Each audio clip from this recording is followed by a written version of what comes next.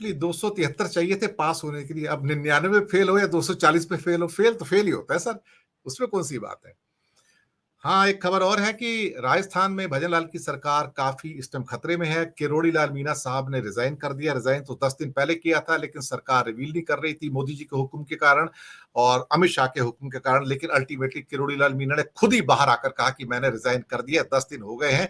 और शायद सरकार डरी हुई थी कि क्योंकि Kirodi Lal Meena one of the most senior most leader है, बुजुर्ग है, और वो शायद ये बता रहे हैं कि सब कुछ राजस्थान की सरकार में ठीक नहीं है। और मैं पहले से कहता आ रहा हूं अपने एपिसोड्स में कि भजन लाल शर्मा शायद बहुत लंबे समय के घोड़े नहीं है, उन्हें जाना होगा। और उनकी जो साथ में समर्थन है कमजोर होता चला जा रहा है। एक साथ में जो पुलों के गिरने की बात हुई तो मैं खालिद साहब के पास आऊंगा। वो ये है कि अगर आप दुबई आबू धाबी जाएं तो एक खास बात आप वहां पाएंगे कि दुबई आबू धाबी या सऊदी में जितनी भी कंस्ट्रक्शंस होती हैं, वो जितने भी उनके टेंडर उठते हैं, जो कॉन्ट्रैक्टर्स हैं, जो आर्किटेक्ट्स हैं, वो भारतीयों को नहीं लेते कभी भी। वो कहते हैं कि भारतीय जो कॉन्ट्रैक्टर्स हैं वो ठग हैं, ये पैसा खाते हैं। वो भारतीयों को वहां रखते हैं मजदूरों के रूप में सर। लेकिन जितने भी बिल्डिंग्स बनती हैं, ब्रिजेस बनते हैं, हाईवेज बनते हैं, इंफ्रास्ट्रक्चर प्रोजेक्ट्स बनते हैं, वो सारे के सारे कॉन्ट्रैक्ट 100% बड़ी मल्टी स्टोरी टावर्स के भी सब अंग्रेजों के पास हैं। कुछ ब्रिटिश के पास, कुछ जर्मन के पास, कुछ अमेरिकन के पास, और कुछ क्या कहते हैं फ्रेंच के पास, कुछ बेल्जियम के पास। आप यकीन मानिए वो एक भी कॉन्ट्रैक्ट जो बड़ा होता है वो हिंदुस्तानियों को नहीं देते। उसका एक कारण है कि they don't trust Indians. Labour Indian है, लेकिन उसको जो काम करवाना है वो अंग्रेज करवाता है। ऐसे काम करो, ऐसे काम करो, ऐसे काम करो। तो वहां पर आप देखोगे कि जो शानदार इमारतें और हाईवे आपको अबू धाबी, सऊदी, दुबई में आपको मिलेगी, वो दुनिया में शायद कहीं और नहीं मिलेगी। उसका एक कारण है कि अंग्रेज समझौता नहीं करते आज भी। उनकी जो गुणवत्ता है वो आज भी मशहूर है। अंग्रेजों के बनाए पुल आज भी हिंदुस्तान में जिंदा है। मुगलों की बनाई इमारतें आज भी जिंदा हैं। दिल्ली का जमुना पुल ना जाने कितनी बाढ़ आई और कितनी चली गई, 100 साल से ऊपर हो गया, आज भी जिंदा है। हावड़ा ब्रिज आज भी जिंदा है। बनाने वाले अंग्रेज थे, जो बना गए तो ऐसा बना गए कि आज तक टूटते नहीं है। हाँ, एक खबर और है, राहुल गांधी हाथरस जा रहे हैं पीड़ितों से मिलने को। और अब जो नई खबर आई है वो ये है कि ये आदमी जो खास तौर से जिसका नाम भोले बाबा है, ये भोले बाबा दरअसल एक शराबी और कबाबी आदमी है साहब। और ये दरअसल रोज वहां पर लड़कियों को बुलाता है। ये उसके एक भक्त का कहना है, ये जो नई रिपोर्ट आई है अभी। तो कहते हैं कि वहां बाबा शराब से लेके शबाब का आदी है। 16-17 साल की लड़कियां लेकर आता है, उनको अपनी शिष्या बताता है, उनसे गलत काम करवाता है। तो अंदर के पाखंड वो सारे जो राम रहीम में निकले थे वो यहां भी निकल रहे हैं। और उसको भी सुनने में आया कि जो सुबह एक गाड़ी में उसको बिठाकर फरार करवाया गया, बीजेपी की गाड़ी थी, उसमें बीजेपी का झंडा लगा हुआ था जब आश्रम से निकला है। बीजेपी के लोग हमेशा आगे रहते हैं। बाबा आशाराम बापू हो या राम रहीम हो या ब्रिजभूषण हो या बाबा रामपाल हो, जितने डेरा प्रमुख हैं, अब ये नए भोले बाबा आ गए हैं। भोले तो नहीं है, कुछ कम ही भोले हैं, इतने ज्यादा भोले तो नहीं है। तो अब इनको बचाने के लिए बीजेपी लगी हुई है। एफआईआर में नाम तक नहीं है। और योगी जी हड़बड़ा रहे हैं कि उसका नाम क्यों नहीं है। 22 एफआईआर अब तक हुई है, उसका नाम नहीं। उसके कौन बचा रहा है सर उसको? सर, मुझे लगता है कि ये एक महत्वपूर्ण मुद्दा है। कल हमने बात की थी इसके ऊपर, लेकिन आज का टॉपिक तो अलग है। लेकिन कहीं ना कहीं हिंदू धर्म को बदनाम करने में इन बाबाओं का, डेरा प्रमुखों का, मठों का बहुत बड़ा योगदान है। They have brought the disrepute.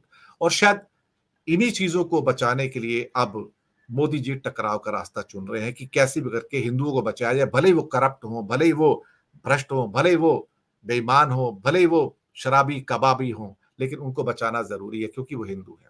Mohammad Khalid साहब। जी जी, वोरा साहब, बहुत बहुत शुक्रिया।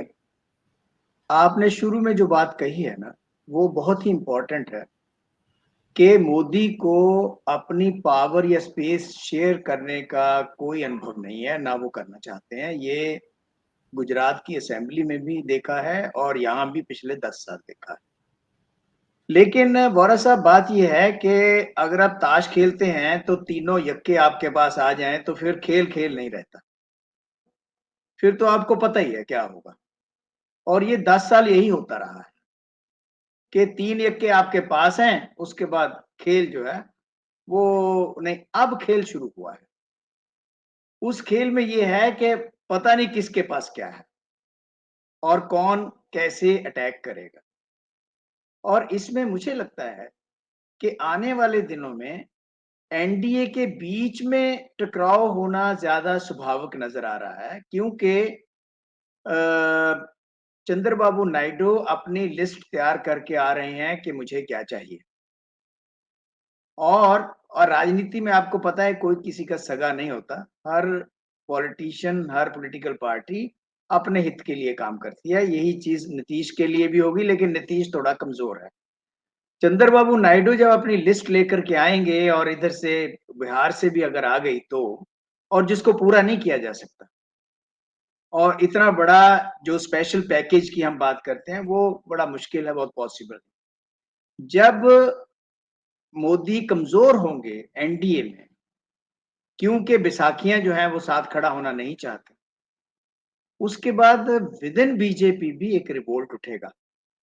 आपने देखा होगा परसों जब राहुल गांधी का वो चल रहा था, सिर्फ एक व्यक्ति खेल रहा था, वो था नरेंद्र मोदी। बाकी 3-4 लोग उसकी सहायता कर रहे थे, बाकी सब खामोश बैठे।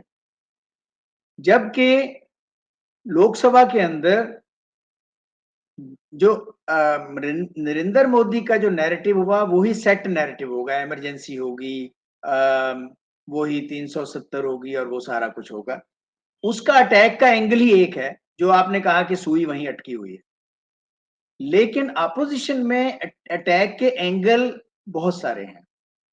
जैसे कि राहुल का अपना एंगल है, अखिलेश का अपना एंगल है, महुआ मित्रा या टीएमसी का अपना एंगल है अटैक करने का, डीएमके का, अब बीजेडी भी शामिल हो जाएगी धीरे-धीरे। ये सब अपने-अपने तरीके से अटैक करेंगे और उधर से फिर एक ही एंगल से अटैक होगा। जिसकी वजह से मोदी, आप देखेंगे, इंक्रीजिंगली अलोन हो जाएगा, लोनली हो जाएगा लोकसभा के अंदर। ये मैं विशफुल थिंकिंग नहीं कर रहा, मैं एंटीसिपेट कर रहा हूँ कि ऐसा होने की संभावना है। आज एक बड़े नेशनल डेली ने एक मिडल आर्टिकल लाया है कि अपोजिशन और रूलिंग पार्टी के जो मुख्य लीडर हैं, यानी कि मोदी और राहुल गांधी, इनमें आपस में जो एनिमोसिटी है, ये टकराव, ये देश के हित में नहीं है। इनको 1 टू 1 बैठ करके समझौता, 1 टू 1 बैठ के बंद कमरे में बात होनी चाहिए।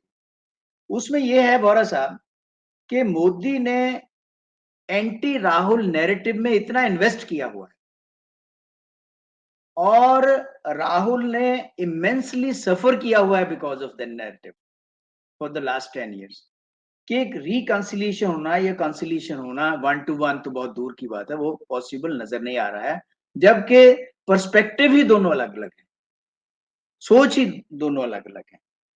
उसमें एक और चीज, जो एक एंगल बड़ा इंपॉर्टेंट है, जो दर्शकों को पता होना चाहिए, वो है एंगल स्पीकर का और चेयरमैन का।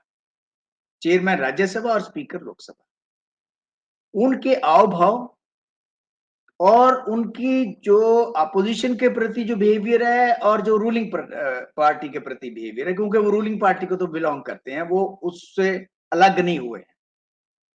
तो वो जो कोशिश करेंगे मैक्सिमम, तो सबसे ज्यादा अटैक उन पर होंगे। और हो सकता है कि किसी भी समय अगले सेशन में आप देखेंगे, अगर स्पीकर ने इस तरह की बातें की जैसे कि वो आप देख रहे थे, झिड़कना और ये, उसके खिलाफ सबसे पहला नो कॉन्फिडेंस आ जाए, इसकी संभावना हो सकती है।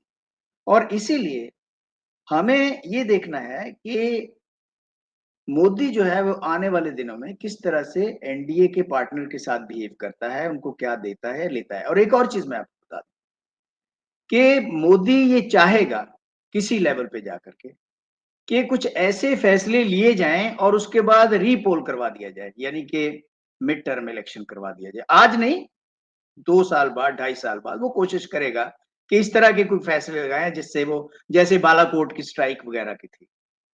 तो मोदी जो है वो इस समय अपोजिशन की पिच पे खेल रहा है, अपनी पिच पे नहीं खेल रहा है। राहुल ने जो पिच सेट की, उसी के ऊपर उसका 2 दिन का ये भाषण जो है चला है। अब वो हु राहुल वाली बात नहीं है। अब बात यह है कि राहुल की बात का जवाब आपको देना पड़ेगा, क्योंकि उसके पास एक कॉन्स्टिट्यूशनल पोजीशन है। At the same time opposition पार्टियां जो हैं उनके लिए भी बहुत बड़ा चैलेंज है अपने आप को यूनाइट रखने का, क्योंकि उनके अंदर अगर फॉल्ट लाइन जो है वो खुल करके सामने आती है, उसका डेफिनेटली फायदा जो है वो रूलिंग पार्टी या रूलिंग डिस्पेंसेशन जो है वो उठाएगा। तो इसमें कोई जो आज का विषय है वो यही है कि दोनों दिन का जो मोदी के भाषण है वो एक टकराव की तरफ जा रहे हैं, लेकिन हो सकता है वो शुरू-शुरू में एक ब्रेव फेस हो। उस ब्रेव फेस को डाउन टर्न लेने में ज्यादा देर नहीं लगेगी, अगर उनको पता चलेगा कि हमारी सरकार जो है वो जा रही है या हम जो डिमांड्स हैं एनडीए के अलाइज की उनको पूरा नहीं कर रहे हैं। ये फॉल्ट लाइन बड़ी जल्दी डेवलप होंगी, इसमें कोई बहुत ज्यादा देर नहीं लगने वाली, मेरा अपना मानना ये है। जी वोरा साहब। अमरेंद्र जी, जो बात खालिद साहब ने कही